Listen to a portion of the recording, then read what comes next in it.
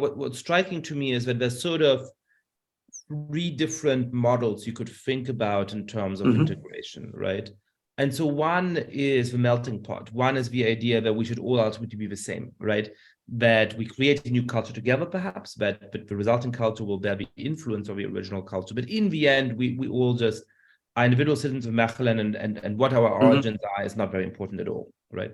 And that, as you're pointing out, is too simplistic. It's important to know where you come from, and that's always going to be a reality for people, right? So then it's easy to jump to the second model that you described, where you have a Moroccan youth club and this youth club and that youth club, and you end up having these brokers of communities who say, I am the leader of a community, even though I might not be elected. And those people may not actually have that legitimacy, right? The people in the community may actually be, what's the word I'm looking for?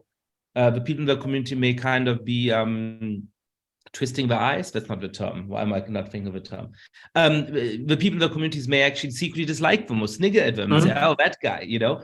But to be outside, they look like they're the leader of a community and they get the resources, and so they get power within the community. And then you really don't get that sense of common feeling, because you're defined as, oh, I'm part of this community. And so if you're a different community, I'm not even open to coming into contact with you.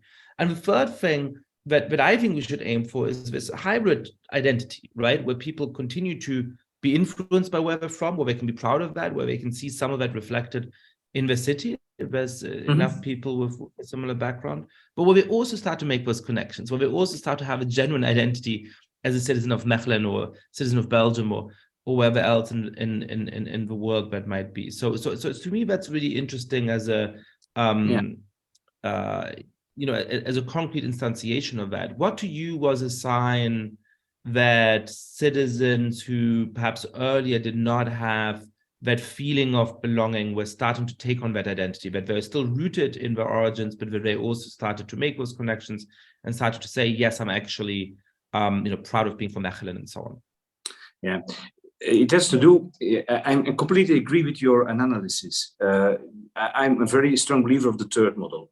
I believe people have a lot of identities. I'm a citizen of Mechelen, I'm Belgian, I'm European, I'm a father, I don't like soccer, I like to read books, and every of those identities link me to other people. An identity is always the same thing. It creates a group of your own, and it creates a distance from others. And the strange thing is that you always jump from one identity to another one. If I'm in New York, I will say I'm a European.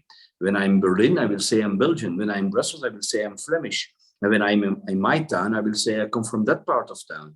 So that's the way how we do it. We always look for the small difference because it's not interesting to me to say to you that I'm a European because you also have a European background.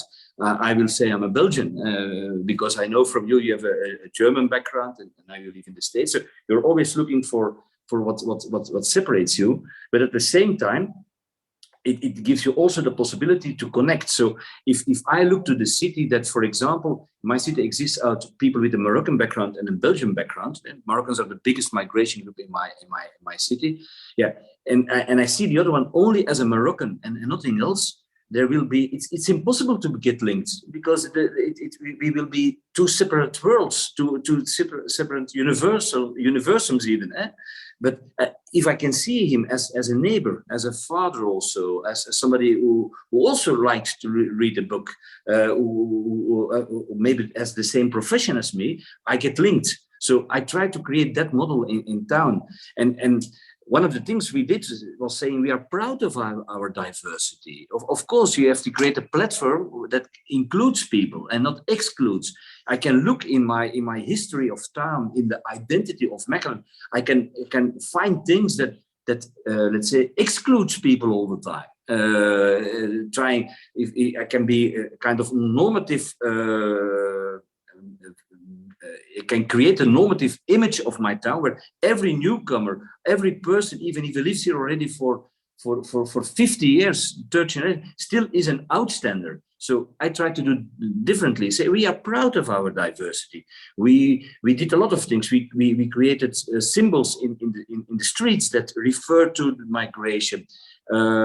We have the darkest page in my town was during the Second World War, we have a Holocaust museum. Jews were brought to Mechelen, all Belgian Jews were brought to Mechelen, locked up in an army barrack inside town, and then they were brought to Auschwitz. So we use also that thing, of course, to remember that idea, and it's a Holocaust museum for a museum for Holocaust and human rights. So we emphasize that we never want to see that again. So it's also part of we bring it part of our history in town.